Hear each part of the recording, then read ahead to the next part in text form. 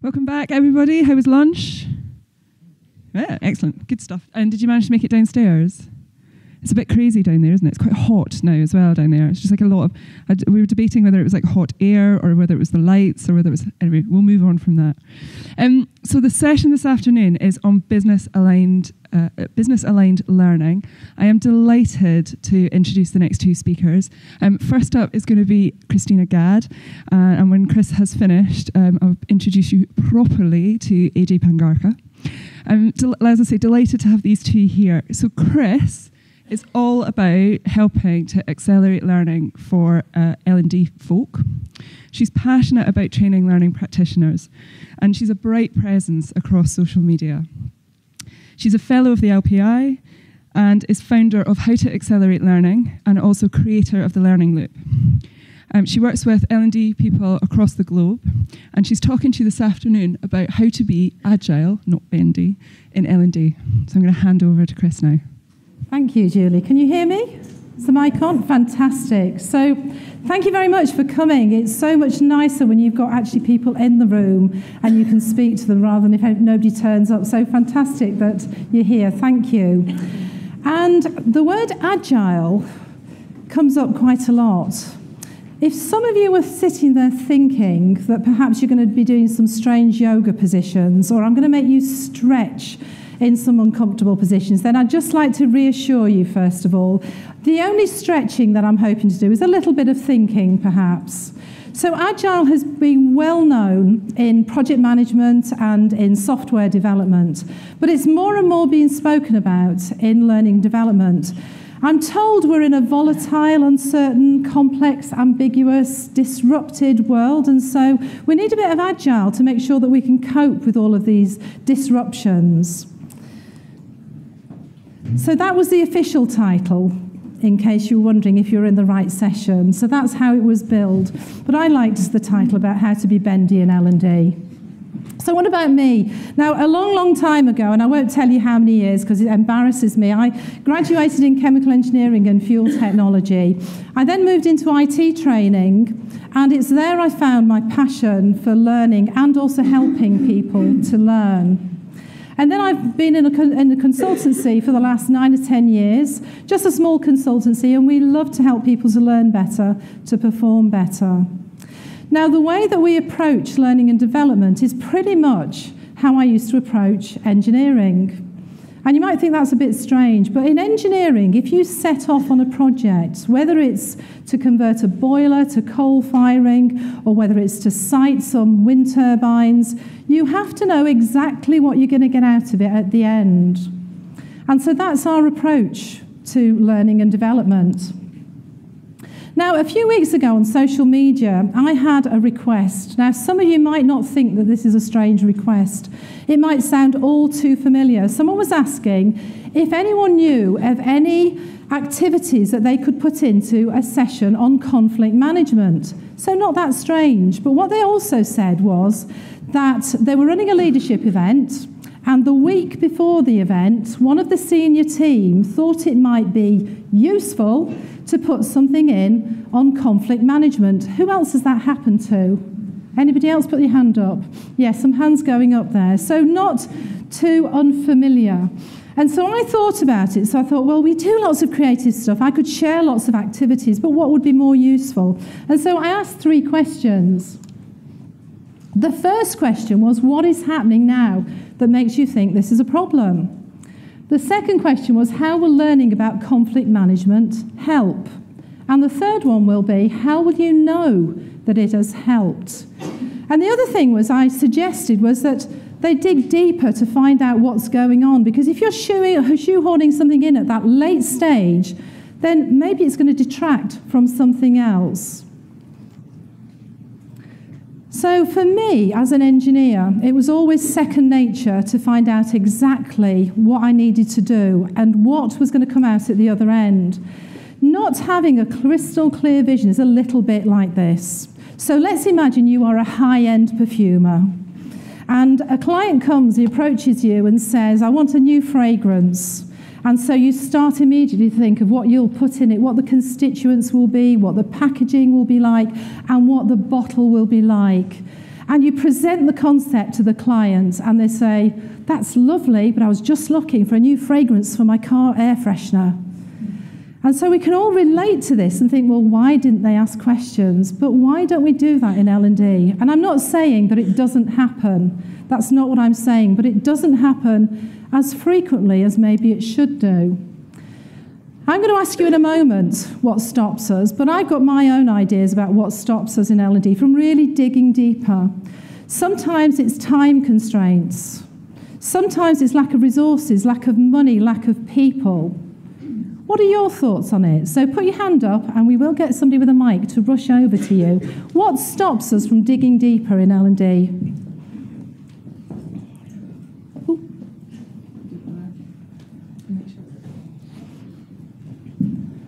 I think quite often, in my experience anyway, we don't get the opportunity because we're often told, this is the solution I want you to deliver. Okay. And there's a very small window to be able to kind of delve a bit deeper. And I hear that often as well. Want you to. Absolutely. There's another hand right at the back there, so thank you for that. Thank you. From my experience, when you try to dig deeper, there's nothing there. So you ask the question, and it's surprising and disturbing in some cases just how many times they really don't know. They want you to do something, but when you dig deeper for some desired outcomes of the training, that's very hard for them to articulate. Thank you. We've got time for one more. I know Julie will be on at me if I go over time. So one more. What stops us? I think it's a piece around how L&D is positioned in the organization. So, like, very traditionally, designing, executing, but moving more into more like a consulting, coaching role. And I think this is where we really have impact. So I think that would not stop us. Thank you. Thank you for that. So in this session, I'm going to actually go over just 4 very simple things that you're going to be able to apply straight away that hopefully will help you to become more agile in L&D and help your business as well. So what you'll get from this session is we're going to discuss a little bit about what agile means. So you'll be able to describe what it means in the context of L&D. You'll be able to describe some of the benefits as well that you'll get from being agile. And then hopefully you might want to adopt these 4 key principles, which are very, very simple as well. So first of all, whilst I'm telling you a little bit about what I think agile is about, what I'd like you to do is just think of a one-word description of what agile means to you. And I will be passing the microphone round again. So agile, it could mean pulling that proverbial rabbit out of a hat, doing some magic at some point, stretching your resources beyond where they normally would go, bending over backwards to make sure that you're meeting the needs of the organisation. What are your one-word answers? Anybody got a word? If you want to put your hand up, one word to describe what agile is. Responsive. Responsive. Reflective. At the back there? Flexible. Flexible. Added value. Added value. That's 2 words really, but I'll let you have that one. Creative. Fantastic. So some great words for agile. So to me, agile can mean lots of different things. Can be bending over backwards, and don't worry, I don't expect you to do this. Bending over backwards, it could be flexing. It could be, when you're in the middle of a storm, when something's happening, is finding out what's going on at the centre of that storm, finding the right people with the right solutions to come and solve that problem. It could be you seamlessly gliding around the organisation, stealthily getting to know people, infiltrating the organisation, getting your finger on the pulse, knowing what's happening. It could be avoiding those false starts and those blind alleys that you get sucked into sometimes before you realise that you should have started in a different way. It could also be about failing fast, but having that environment where you can actually safely fail as well. It could also be recognising really what's going on. Sometimes some problems come roaring at you and you're faced with them and you don't know quite what to do, but sometimes you need to dig deeper to find out what the actual problem is. And let me give you an analogy for this. So sometimes we get people coming up and they want something done fast, exactly what you said. They want something done fast. Now, if we just take a small amount of time, maybe 5 minutes to find out, we might uncover what they really need rather than just what they want. So this example, we've got somebody who wants a glass of orange juice, and we dig a bit deeper, we find out they need to have their thirst quenched. And when we find out what the real need is, it opens up lots of possibilities, lots of options. So I can fulfill that need with a glass of water, an ice cube, a slice of orange, or even a cheeky gin and tonic. So it's recognising the difference between wants and needs as well. And I want to find out from you in a moment as well is why bother with all of this. I'm going to tell you 4 things, and I will get round to them in a moment. I'm going to tell you 4 things, but why even bother learning how to be agile? Well, for me, it's simple. It means that L&D gets the reputation that it deserves. It means that you get budgets justified. It means that you know who to approach when something's going wrong. And it means that those problems that seem unsolvable, somebody somewhere will be able to solve them because you know who to contact. So why should you bother? I just want some answers from you now. So put your hand up and we'll get a mic to you. But why should you bother learning how to be more agile in L&D? Anybody? Best use of resources. Best use of resources. Fantastic, thank you. Any other ideas? To stay relevant for the company? So to stay relevant to the company as well. Anybody else? One at the back there? To allow you to support your organisation. They're likely to support you as well. Thank you. Thank you very much. So I'm going to tell you what these 4 things are. Enough of a drum roll now. So let's go through them very quickly. These are the 4 things.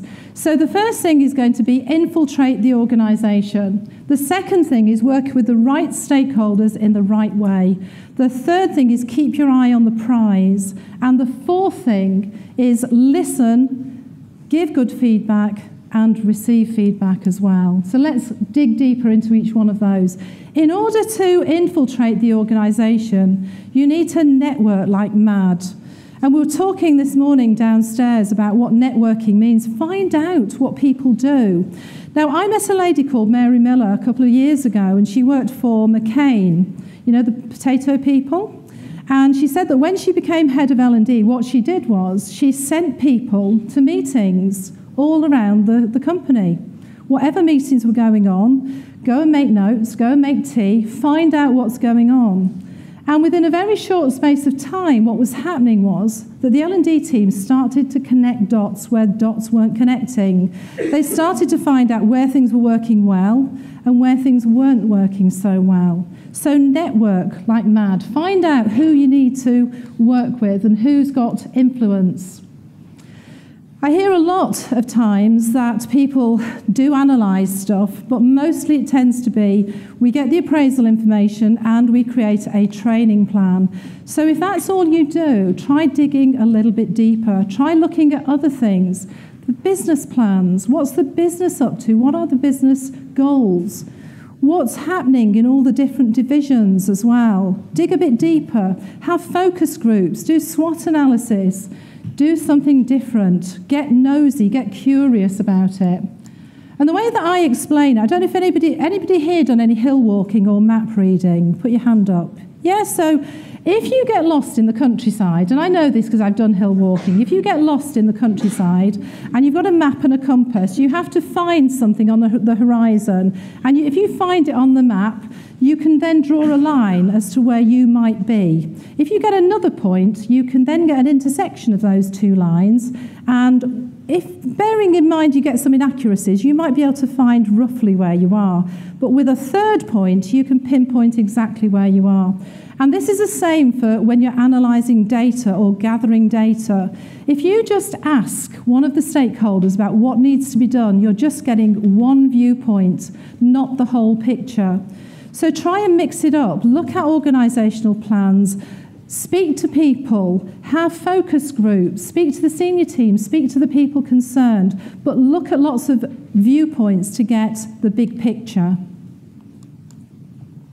So, It's after lunch, and I need people to stand up. If at the moment they're already networking and analysing data, I just want to see who is already. So who's networking like mad and analysing data? Well done, sir. Oh, come on, I knew there was more in the room. So you're already networking and analysing data. Well, that's really heartwarming to see. So continue to stand. Sorry, you're not off the hook yet. So continue to stand if you think you could actually do more.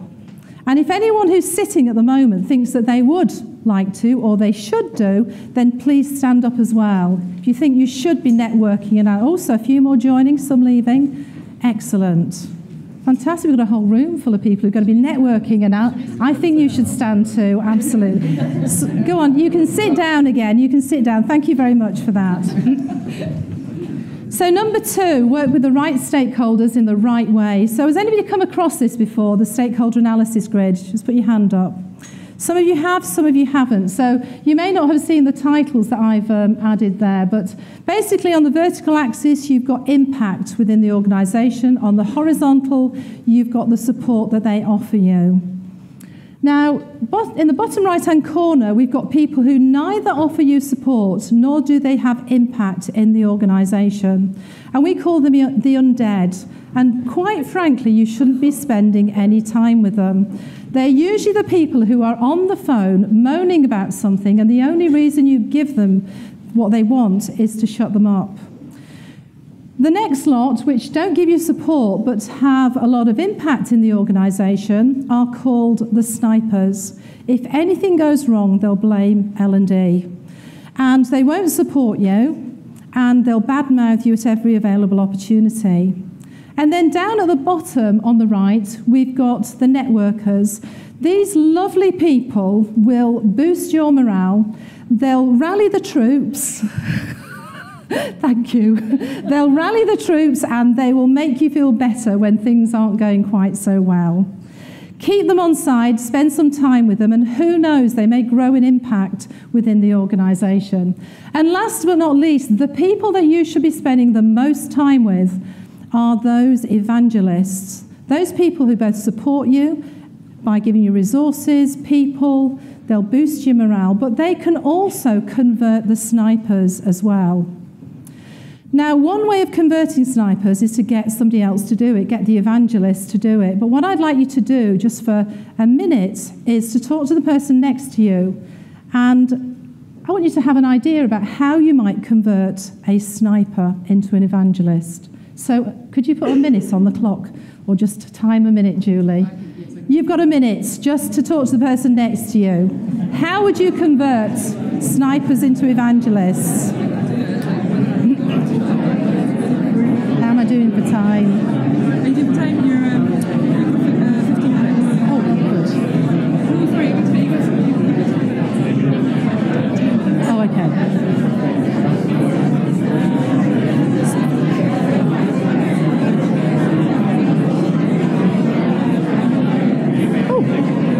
Glass of water.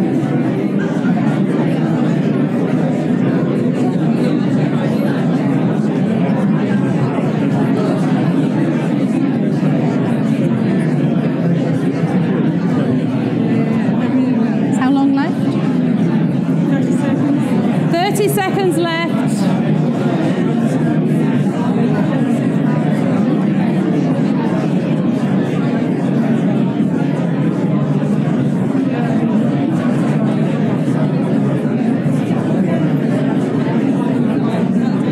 Okay, time up, folks. Time up.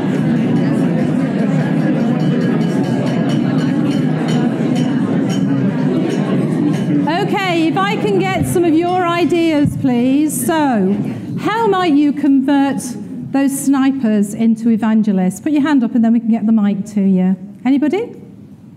Well, there was a lot of talking. Somebody must have said something. Nobody. Oh, here we go. Hands are going up.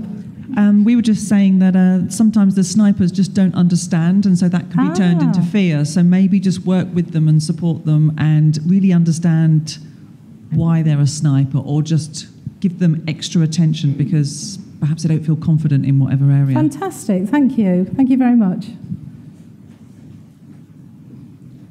Okay, so we just did a big exercise in our own process, but one of the key parts of that was managing the stakeholders' expectations.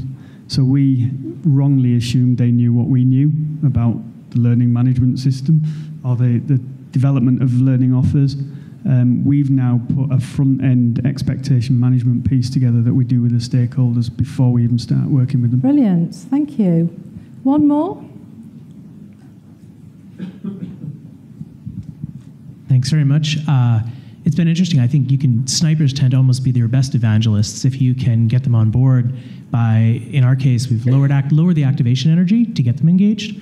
So maybe offer a short way to try something, as well as lower their skepticism. So whether it's connecting them with a peer that we know they respect, who can kind of vouch for it, we've seen a lot of conversion of snipers in that way. Brilliant. And they become the best advocates. Thank you. Thank you for those ideas. Great. Well, we better rattle through. We've got a few more to do yet. So the third thing is to keep your eye on the prize. So what is it the organisation is trying to achieve, and be really specific about it. Anyone who knows me knows I'm a complete anorak when it comes to objectives. And so I've got some here, and your quest is going to be to decide whether or not they're achievable or measurable. And so we've got the first one, to become the best in the market. Put your hand up if you think that's achievable. Okay, a few hands going up. Put your hand up if you think it's measurable. Okay, so the next one, let's have a look at a comparison to the next one. So have a look at this one, and let me know if you think it's both, if it's achievable, first of all. Put your hand up. More hands going up.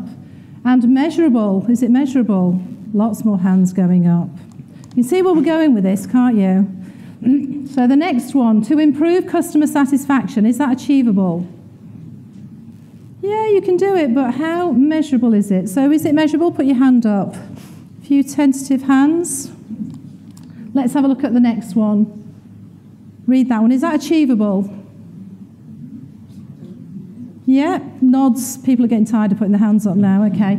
And measurable. You can see where I'm going in this. The more specific you are with what the prize is, the easier it is for people to actually latch on to what's happening. And so by quarter 2, you know whether or not you're going to be achieving your targets in quarter 3 as well.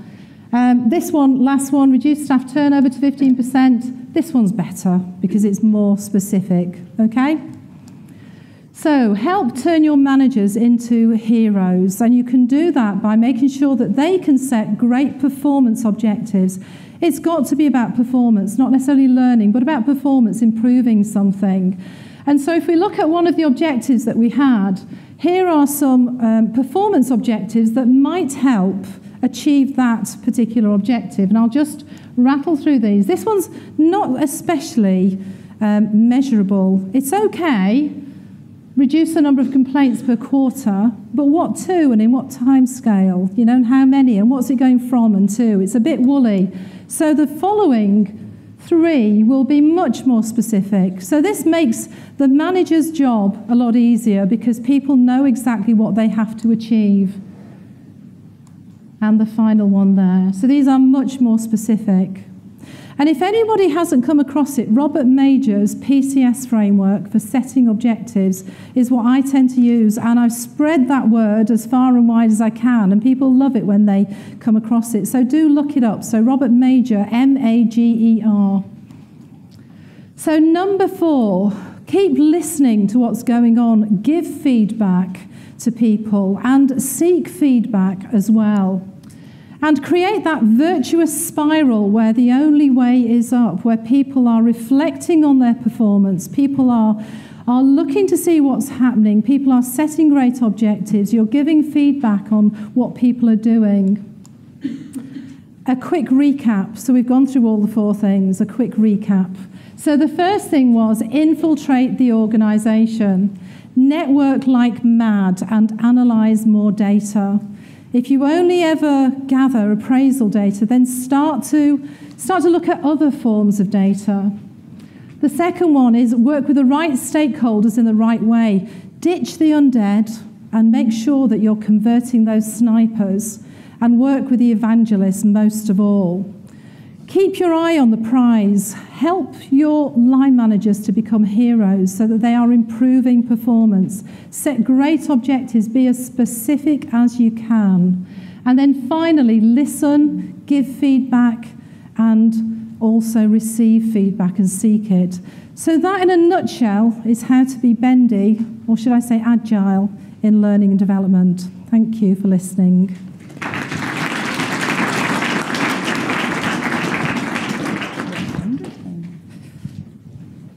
All right. Chris, thank you very much. That's some really interesting points in there and some really good, straightforward tips that people can take away with them, so thank you.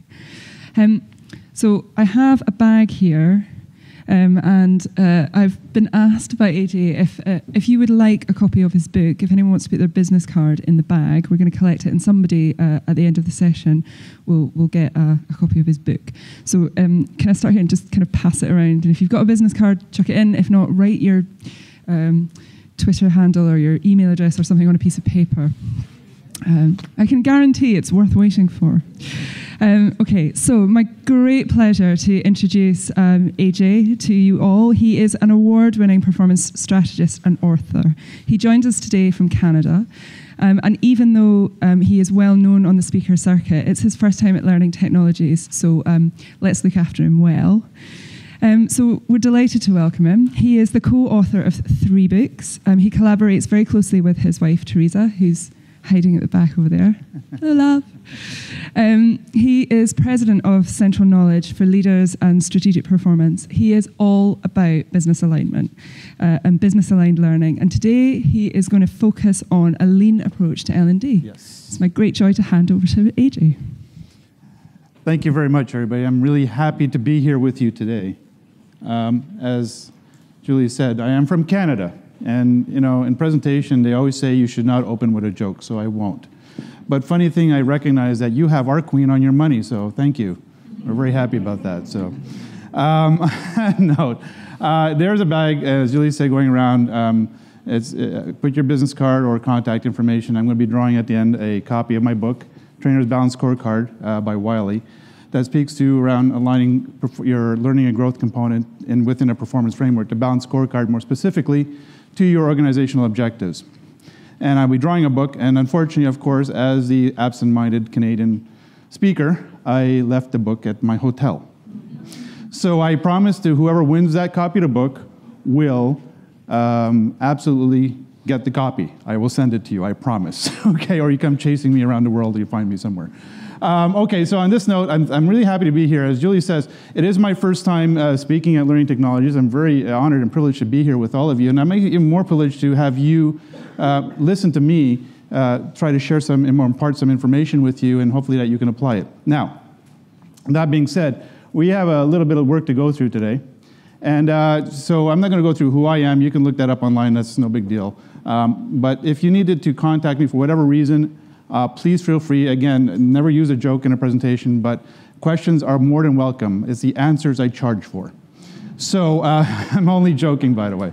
But please feel free to reach out to me or tweet at me or challenge me. I really don't mind, so please feel free to do that. So today, everybody recognizes this picture, I hope. I know it's 1990. It's almost going on 20 years this movie was out, The Matrix. What I want you to think about is right now, as I'm speaking, and as you've come for this topic, well, for me and Krystyna, why are you here? And I want you to think about that for a second, because we are learning practitioners, and we tell our people to take away something. And really what I want you to do today is take away one thing from either Krystyna or me, or both of us, hopefully, that you can apply Monday morning back on your job, because that is the goal of learning, to apply, not to learn. Okay? Krystyna said before, it's about performance, it's not about learning. Okay, sorry to share that with all of you, but that's the goal for business leaders. So, as you all have that in your mind, I hope, noted it down. You make me a promise that you have. Okay, that's good enough.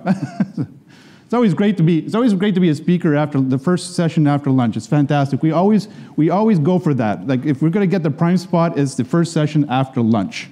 Anyway, so what we're going to address today is very quickly, we're going to define what lean learning is. And it's not something I've created out of nowhere. This has been going on for 30, 40 years in very specific leading organizations, and I'll define that as we go through that today.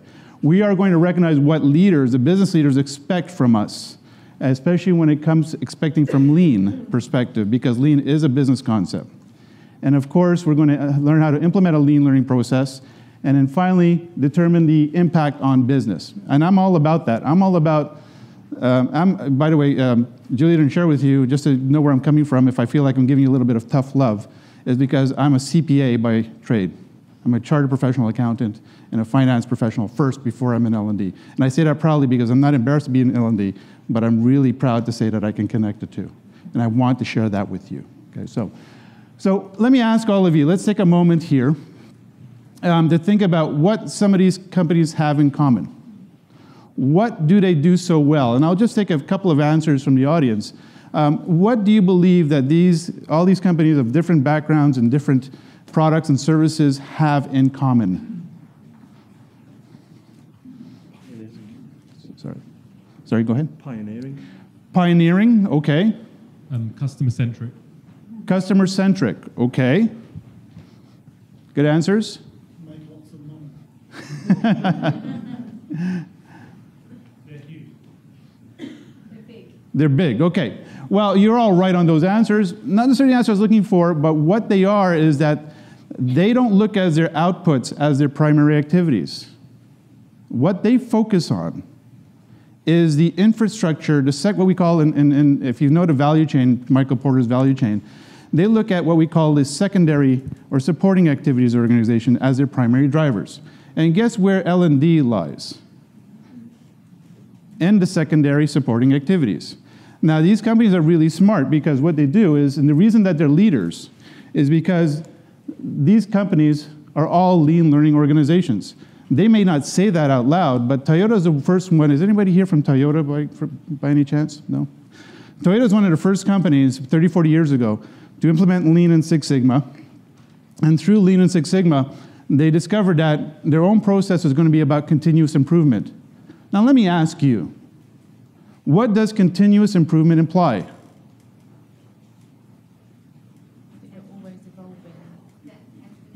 Always evolving. The employees actually making suggestions for those improvements. Always learning, right?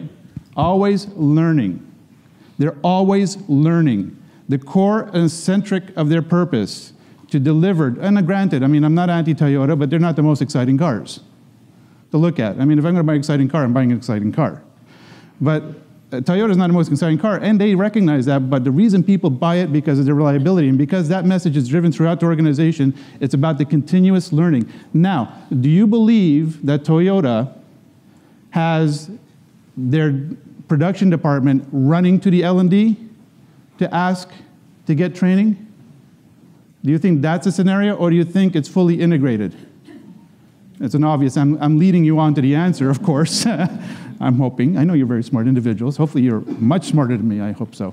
And I'm sure you are. The thing is that Toyota doesn't look at L&D as an afterthought, and we'll look at that a little bit later. They look at it as an integrative component. Now, these companies do that because they know knowledge is at the core central of their dominance within the market, and the reason they make a lot of money, and people believe in them. So, I want to ask you a couple of questions.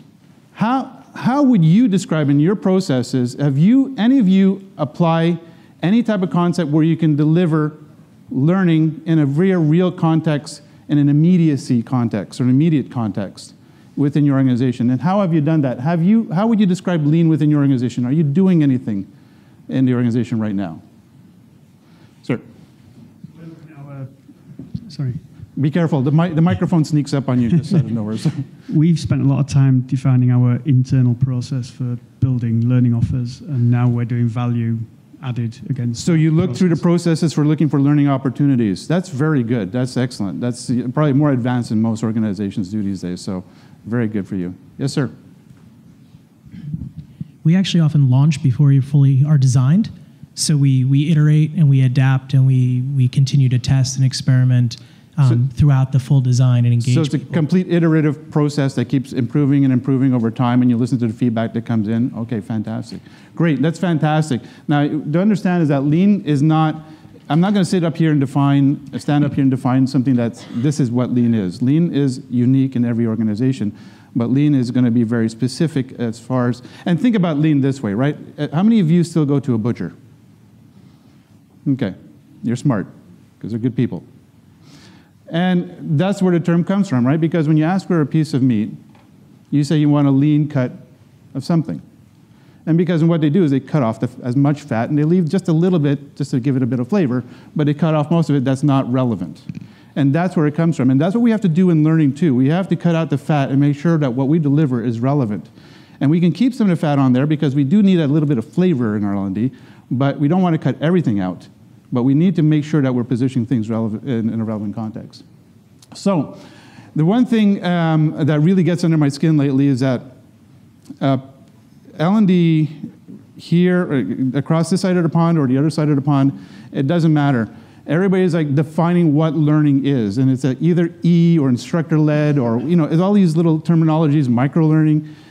For me, it's just learning. And when it comes to lean learning, it's not about what type of learning is. It's how we integrate the learning, and what are the best vehicles that we can deploy that learning. So when you look at E, let's talk from your business leader's perspective. What do you think the E means? The E means, well, let me ask you, what does E mean before e-learning for a business leader? We know for us it's like electronic, online kind of stuff. But what is E for a business leader? Efficient. Effective. These are things that are core, because at the end of the day, every business leader only allocates resources to areas that add value. I just wrote an article for e-learning industry a few months ago called "Your Budget Was Cut and You Deserved It." And you may giggle about it, but it's true, because at the end of the day, if your budget was cut, it's because you were not adding any value to the organization. And it's not personal. They've done it to every other department that's not adding value. So at the end of the day, when you're proposing E, and how common is this? How many of you have done this, right? You have a beautiful instructor-led course, and you sell it to your business leaders, and you say, we'll put it through e-learning. It will save us money, it will save us travel costs, everybody can access it, great. And what do I see people do? And I'm not saying that you guys are doing this, but it's what I see people do. They take the 8-hour instructor-led course, make it 8 hours online. That's not E. Not for a business leader. You might have saved them travel costs. That was it. You still have their downtime. You haven't made it lean. You haven't made it relevant. And so be careful of that. I want you to be very careful when you're speaking to business leaders. So what is lean learning? So it's about being part of the business process, not part of the business challenge. Right? And I'm alluding to this throughout I've been speaking here. I write for many publications, and an article just came out 2 days ago for trainingindustry.com, published by us, and I said in it very specifically, L&D is a business unit within a business to deliver business results. And I'm taking it from the perspective of leadership. You are a business department, and at the end of the day, you're supposed to be a value added to that business, not a challenge for them. They don't want to look at you and say, oh my God, L&D is here. What are they going to pitch to us now, and why do we have to give them money? You want them to go, yes, just like those companies I show you, we want L&D here. We want them to show us how we can make this happen and make our people better. So those are two things. You don't want to be we want to be a part of the business process, not part of the business challenge. Second, how lean learning occurs and not what learning applies. And I alluded to this before. It's about how the learning occurs within the environment, not what vehicles you're using. And by the way, I always call it the secret sauce, right? If you've been to McDonald's, you don't want to admit it out loud, I know, but it's a good company. But the secret sauce, or Coca-Cola, they don't want to divulge your recipe, that's fine. Please, let's not divulge our recipe to our business leaders.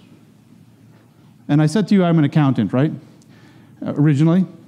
The finance department never goes, in their cost center, by the way, the finance department never goes to their business leader and say, this is how I created a financial statement. But for some reason, L&D likes to go and say, hey, here's how we built the course. The business leaders don't care. They just want to know that when you put people through this, that they're going to be better at their jobs to deliver business results, okay? So I'm not telling you any epiphany that you haven't known before, but I'm hoping that it's the unknown common sense that reminds you that this is what your role is, okay, at the end of the day. Now, so I come up to make sure that you're lean. I love acronyms. By the way, come see me after. I found a great acronym website. Creates acronyms for you. So your learning that you take, it's not about the vehicle, it's about how you deploy it. It should be timely, relevant, adaptive, and integrative.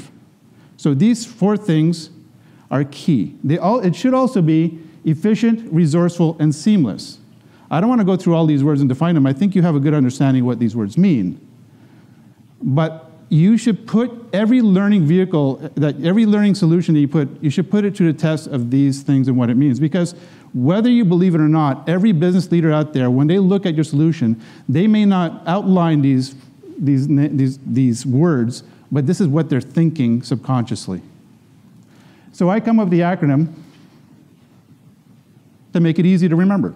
Because, for me, it's getting in my age, right? So hard to remember things. So remember, you should have passed a trainer's test. Okay? So let me ask you, what tools do you apply to make your learning lean? What are some of the tools that you apply in your organizations? Let me see some answers. And I said tools on purpose. What tools do you use internally that apply to lean? Yes, sir. I'm sorry? Learning management? Daily management. What is daily? Please explain to me a little bit.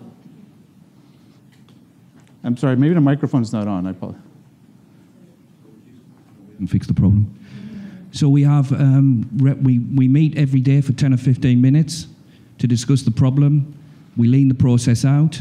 We ask the 5 whys, basically challenging each other and also challenging the business when needed.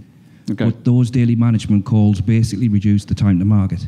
Okay, so you're very involved in the decision-making process of what goes out. We massively in for lean. Okay, perfect. What other tools do you use in your organizations to make it lean? We're using a product called Trello, which visualizes your process. Okay, another piece of technology, okay.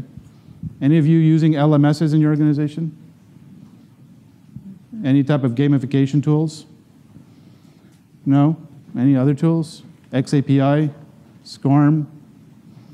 Okay, so all these things. So believe it or not, here's the examples, and this is not an exhaustive list, but here's what I've been preaching to people. If we go back 20, 30 years, you had an excuse in L&D to say we can't be lean because the only way to deploy any type of learning is through an instructor-led session. Fine. Great, we have to put people in a session for a day, 2 days, 5 days, whatever it is. But today, and moving forward, we have technology, VR, AR, AI, whatever you want to call it, ABC, XYZ. It doesn't matter. All this technology is now at your feet for you to apply to build a seamless, fully integrative, real-time, minimizing your disruption to the workforce solutions that there's no excuse for L&D not to be lean and not to be integrative into the organization. This is the key here. And if you are wondering why your L&D, your business leaders are not talking to you, is because you're not delivering that to them right now. Because that's what they're doing in the rest of the organization. I'm not reinventing anything here, by the way. I do not pretend to invent anything. All these concepts in lean are actually being used in other areas of the lean process. I'm just trying to apply it to within the learning environment. And so you have the tools in front of you. Now, I said to you before, this is the way, typically, traditionally, we look at training, right? The operations go to training, or L&D, I'm going to use these interchangeably, and then, of course, we deliver a solution. But those organizations I showed you before, the lean learning organizations look at operations and envelop it within a learning environment. I worked with Apple for 6 years, working with them, and trust me, they are a lean learning machine. And the first thing they look at is this is the days of Steve Jobs. We worked with them to help build for their worldwide contact center department. We worked with them to make sure that they would become #1 in customer service. Steve Jobs came down with an edict and said, all of you will be #1 in customer service within 5 years. Now everybody's freaking out in the organization. How are we going to do that? And we drove data to find out specifically what, and we were running exams, tests, 1.5 million to 2 million tests over a year to all these 8,000 employees to understand specifically where they were weak. And it was non-intrusive. They would take the tests on their downtime when they were not taking calls, and the data was being driven back to database servers, and we were sifting through the data to identify the areas where Bob or Mary was able to become better at whatever they do, and we would solve that. And it wasn't to take Bob and Mary to a coaching, to an instructor-led session or sit them before a computer on a learning session. That may be a solution because if they're not that good, but it would be more specific. Let's take Bob and Mary. They didn't know how to connect the iPhone to a MacBook. Great, let's coach them. Somebody said coaching and consulting. Right, let's go in and sit with them. Let's create simulations with them. It was all real time and very practical. So when you talk about Kirkpatrick levels of evaluation, the whole team there was focused on being non-disruptive and focusing on level 3 and level 4 objectives. Level 4 being number 1 in customer service. And everything drove to that. So I'm just giving you a very superficial description of this. You want to talk about it more, I wouldn't want to take my 30 minutes here to talk about that, but it was fascinating how these companies, and that was now going on 8-9 years ago that we started that. So it's quite impressive what they do. So I saw this yesterday at the AI. Anybody was at the AI session yesterday? This speaks to what I'm talking about, right? You were there? So this speaks to, this is the standard, this is what I talked about just before here, this one. So it speaks to the standard learning function, the learning function within the AR function, and today the learning within the business. You are, believe it or not, I love to say this to you, you are the most important group of people in your organization right now. The knowledge you drive to that organization is key, and you have to make it seamless. So what is lean? Let's go very quickly. Continuously improve value-focused processes to drive sustainable results, appropriately allocate resources to the appropriate areas, and make it an iterative process, somebody said back there, so you continue improving the process. That's lean in a very core concept, but it's part of the culture. It has to be part of the culture. So when we look at core lean elements, we look at the 3 things: purpose. What customer problems, so your internal customers, what are you trying to address? What issue are you trying to address? Process. How will you build a process that adapts to that trainer acronym that I spoke to you about? And then the people. How will you get them to pull? So by the way, go talk to your marketing team, because if they're smart, you need to get their skill set. You need to market your learning solutions internally to get people to pull that from you. You want them to pull, not you want to push it. So here's a bit of a lean learning process, right? This is the lean process that I just adapted the lean process to this. Again, speak to the business issue, identify value, define your purpose. So you map and I'm a performance management guy. You map the performance links, and Krystyna mentioned before, the performance metrics. They're predefined. I always tell, it's like the answers on a test when you were in school. Remember when you took a test? Don't you wish you had the answers sheet next to you?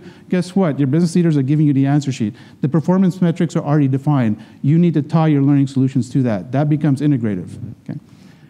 Sorry, I just went too far. So create a flow, establish some pull, and seek perfection. That iterative process of always improving the process. That's what Toyota does. And as they continue to improve, they find new areas to improve. And this is what to be a little more specific, I won't go deep into it. You can you can either send me an email, or I can have Julie post the slides to the website, wherever it is, I'm not sure. And you can see some details here, but these are some of the key things that you're looking at each of the areas of creating a lean learning environment. So when you're mapping it out, I'm trying to make this simple because this is like a nice, pretty little circle. But let's make this a little practical for you. 1, purpose. And the levels are the Kirkpatrick levels of evaluation, right? Purpose. Level 4, what is the business issue you're trying to address? What is the process going on? And I love what Krystyna said, because she said something really interesting. You need to investigate. You need to become the private investigators and go in and talk to people. Please do not sit in your cubicle or your office and wait for them to come to you. Monday morning, you have to make me a promise that you're going to find a internal business client, and you're going to go meet with them or ask them to meet with you and go talk to them about their process. Find out what their pain points, because guess what? Their feet are being held to the fire to achieve specific performance objectives. And you are part of that solution to help them achieve that. She says, you want to make them look like a hero? Make them look like a hero. I'm a big believer in that, and I think Krystyna and I are going to have lunch together one of these days. Second, once you do that, find out what those metrics are. We just talked about that, and correlate them back to the process. Correlate your own process back to that process, to the original business process. And then, of course, do your design and deploy, which is, again, your expertise. This is your secret sauce, your secret recipe. Tell your leaders about what you're doing. Just make it happen. And when you do all of this, what's going to happen is you're going to connect back the purpose. And this is the iterative part, right? You go back. Are we still aligned with the purpose? Has it changed? Have we improved it? What can we do next? So it's not an end all. Once you get to this point, you need to deploy it. It's not the end point. The conversation continues. You have to go back and say, is it working? What's happening? Can we do better? What are our clients, the employees saying? Okay. So, and remember, apply trainers. So finally, I'm going to leave you with this as a quick review, and it's been a very short, quick time here together, and I hope you enjoyed yourself. I mean, we talk about lean in business. It's not always the most exciting and sexiest thing to talk about, but here's a quick review for you. If you have to leave here today, I say be integrative and seamless. Find ways to use those tools that you have accessible. And guess what? Your business leaders will allow you or grant you the resources to buy the tools that you need to become more integrative. Okay? They're not going to say no to it if you can build a proper case around it. Minimize process disruptions. Companies today have no time for employees to be off the job. Downtime, even you being here at this conference, as wonderful as this conference are, you are worried about what you're going to face when you go back to the office, and they're wondering, where are you, because we need this training solution yesterday. Right? You probably get texts on your phones and saying, can you send this to me now, and all that kind of stuff. So downtime is like a no-no in organizations, so the more you can minimize that, the better. Finally, become a partner. I said to you before, get out of your offices and go meet with them. Go talk to them. Become their partner. Become a caring, become that loving grandparent. You walk in there and say, how may I help you? Would you like a glass of milk and some cookies with that? Can we sit and chat about what is your pain points right now in performance? What are you having trouble achieving? And maybe that's when you say, look, if you're having trouble achieving this objective, maybe we should do a needs analysis to find out how well we can identify what needs to be done within the organization.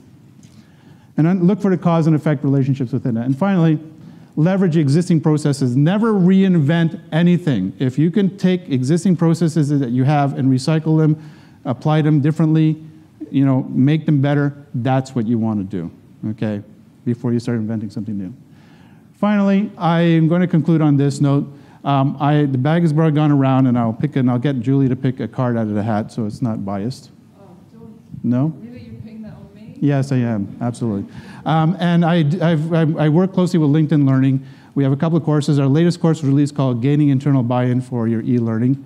And we're proud to say we're doing a sequel to that course as well. So if you do, in that card, if you don't win the book, I promise, each of you, when I get it from my LinkedIn Learning editor, you will get an all-access 7-day pass to any course you want to take on lynda.com, okay? And if you already have one, well, then pass it on to a friend. Okay. So I want to leave you on that. I hope this is my contact information. If there's any questions, I'd be happy to take them. And thank you very much for listening to me today.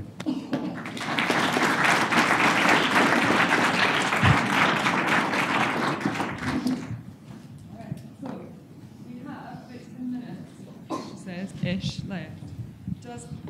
Does any? Oh, hello. I'm back.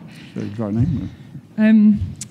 So, what questions do you have? Is there questions in the room, either for Krystyna or for AJ? What's kind of bubbling away at the back of your minds there? One of the things that I was really sort of delighted to see from both of you is the human element in some of this. So I consider myself to be a fairly analog practitioner. I'm not the most digital in lots of ways. And your slide up there with lots of things around the lean technologies, I looked at that and went, there's a lot of technology up there. And one of the things I'm quite curious about is where you see lean processes working on people, on the human element. Yes. Okay. Does this still work? Okay. I guess Krystyna might want to add to this. we forget that, sometimes we get so enthralled and involved in our learning solution and the tools and the technologies that are going to do it, that we forget that we're impacting the individuals that are actually going to be absorbing what we take away. And it's really necessary that before we start jumping into the deep end of the pool with our both feet in this new technology and this new stuff and all the wonderful things that are at the trade show, that we have to ask ourselves, what is the eventual impact on the people of the organization that we're affecting? Because we are a people department. Somebody once quoted me in saying, we're playing in people's minds, and we forget that we are responsible for creating new synapses. And unlike a lobotomy, we're actually going in and playing with their minds. And we have to remember that the technologies that are up there are just vehicles. And those who like to blame the hammer for bad construction is one thing. I like to blame the user of the hammer as the bad construction. So make sure you wrap the people element within your decision-making process when you develop a learning solution. Chris, anything from you? Processes are great because they give you a framework, but absolutely the human element, because you need people to run these processes. You need people to do the analysis. You need people to be nosy and curious. And so I was talking downstairs with a group of people about data, and I know that sometimes L&D people get a bit frightened about analysing data if maths isn't your sort of thing. And what I said to them, I said, look, just put stuff in a spreadsheet. Have a look what the averages are. Have a look what the big numbers are. Have a look at what the little numbers are. Just recognise patterns. And as humans, we can all recognise patterns. It's not difficult. But get over that. But we need to be more focused. Thank you very much. I suppose there's two types of data, isn't there? There's qualitative and quantitative. So you don't just have to be good at maths. Like if you have a lot of qualitative data, can you look at that and make sense of it and pull out the meaning and the stories and things from that too? May I add to that? Of course. The quality, those of you who think that the business leaders are always looking at their quantitative data, they have more than enough of the financial results. I can tell you, rest assured, working with a lot of senior leaders in organizations, I'm talking outside of L&D, they tell me all the time, go talk to the training department because they just keep trying to prove us ROI and all this kind of stuff. We don't want to hear that. The only department that's going to give us what we call in performance management leading indicators is qualitative data. And qualitative data are leading, meaning that they look into the future. They're not lagging, which are financial metrics. So guess what? You are all the people that provide that leading indicators that they so desperately want.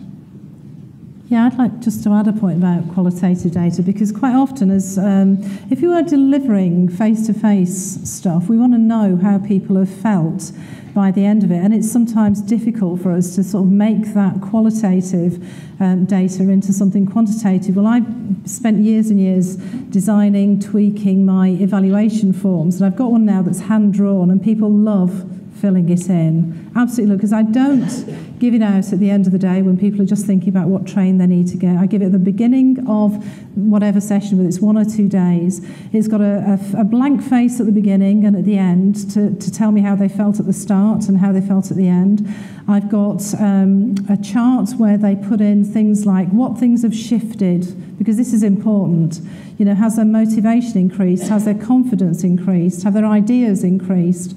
And so I can look at this quantitative data, and I can turn it into qualitative. I can make it sort of say something like, well, 100% people said something had shifted in their confidence. 95% said they got more ideas.